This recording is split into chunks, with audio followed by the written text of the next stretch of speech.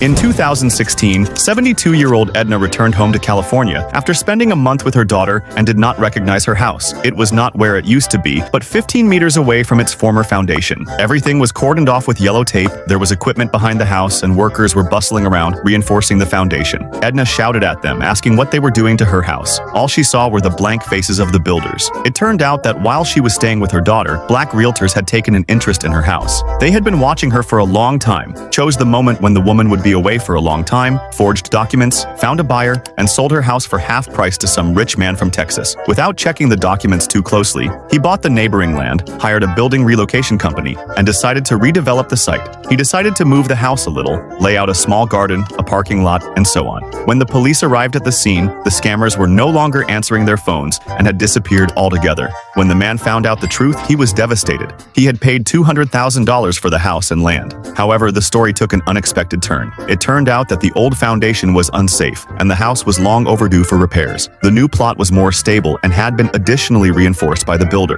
Therefore, in order to avoid a lawsuit, the man paid for the entire renovation of the house after the move, on the condition that he would come to the sea a couple of times a year and live in his almost own house.